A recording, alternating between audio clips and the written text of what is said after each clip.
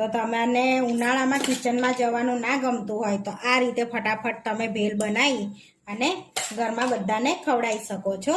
Hi friends, આજે હું share કરીશ તમારી સાથે કાચી કેરીની ગ્રીન ભેલ બનાવવાની રેસીપી. તો અહીં આગળ આપણે કાચી કેરીની ભેલ બનાવવાની છે. તો અહીં આગળ આપણે વઘાર્યા વગરના મમરા લઈ લીધા છે 2 વાડકી જેટલા. તો સાંજની નાની ભૂખમાં આ રીતની ભેલ બનાવીને ખાઈ શકો છો તમે પણ. તો હવે આપણે ગ્રીન ચટણી બનાવી લઈશું. તો અહીં આગળ ગ્રીન ભેલ બનાવવા માટે આપણે 1 વાડકી ધાણા લઈ લઈશું. આદુનો ટુકડા લઈ લઈશું. એક ઇંચ લીધો છે, એમાં 3 કટકા કર્યા છે આપણે. થોડા કળી લીમડાના પાન લઈ લઈશું. થોડા ફુદીનાના પાના લઈ લઈશું આપણે. તો 2 થી 3 ચમચી જેવી કાચી કેરી લઈશું. તો આપણે કાચી કેરીની ચટણી બનાવીશું. તીખા જેટલું તમે તીખા ખાતા હોય એટલી તીખાશ પ્રમાણે લીલા મરચાં લેવાના. તો આ ગ્રીન ચટણી ભેલમાં સ્પાઈસી હશે તો બહુ સારી લાગશે. 1 થી 2 ચમચી આપણે દાળિયા લઈ લઈશું. 2 ચમચી જેવા સિંગદાણા લઈશું આપણે શેકેલા. હવે અંદર આપણે અડધું લીંબુ એડ કરીશું, લીંબુનો રસ. 1 ટેબલસ્પૂન ખાંડ એડ કરીશું. થોડું આપણે સંચર એડ કરી દઈશું. થોડું મીઠું એડ કરીશું. થોડા આઈસ ક્યુબ એડ કરી દઈશું, જેથી આપણો કલર એકદમ ગ્રીન રહે. અને થોડુંક ઠંડુ પાણી એડ કરીશું.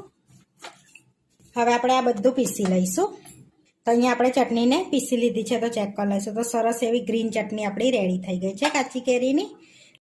તો હવે ભેલ બનાવવા માટે આપણે પાણી બનાવી લઈશું ગળ્યું. તેમાં 2 ટેબલસ્પૂન ખાંડ એડ કરી દઈશું. એની અંદર થોડુંક પાણી એડ કરીશું આપણે.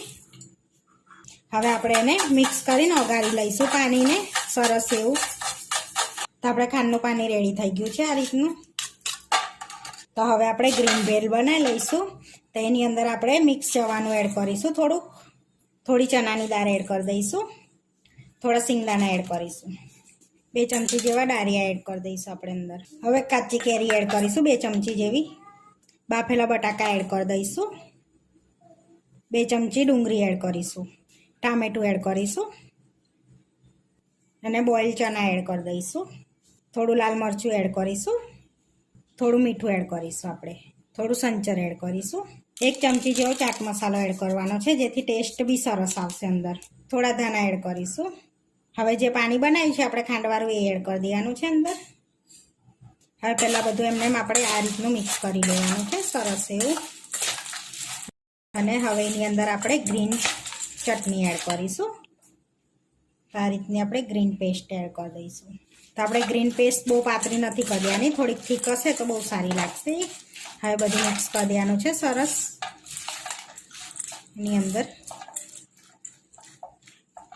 થોડી ઝીણી સેવ એડ કરી દઈશું એની.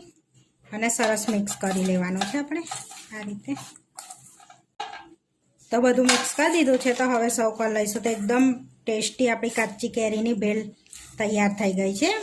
અને ગ્રીન ભેલ હવે આપણે સર્વ કરી લેવાનું છે ને.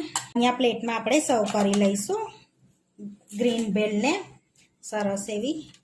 તો તમને ઉનાળામાં કિચનમાં જવાનું ના ગમતું હોય તો આ રીતે ફટાફટ તમે ભેલ બનાવી અને ઘરમાં બધાને ખવડાવી શકો છો. હવે ઉપરથી થોડીક આપણે ચટણી એડ કરીશું આ રીતે. થોડાક ડુંગળી ટામેટા એડ કરી દઈશું. થોડાક ધાણા એડ કરીશું ઉપરથી. અને ઝીણી સેવ એડ કરી દઈશું. તો આપણી ફટાફટ બની જાય તેવી ગ્રીન ભેલ બનીને રેડી થઈ ગઈ છે. આવા વિડીયો જોવા માટે મારી ચેનલને સબસ્ક્રાઈબ કરો, લાઇક કરો અને શેર કરો. અને તમે જરૂરથી ટ્રાય કરો. ફરી મળીશું નવા વિડીયોમાં. કોમેન્ટ કરીને જરૂરથી જણાવજો કે તમને અમારી રેસીપી કેવી લાગી.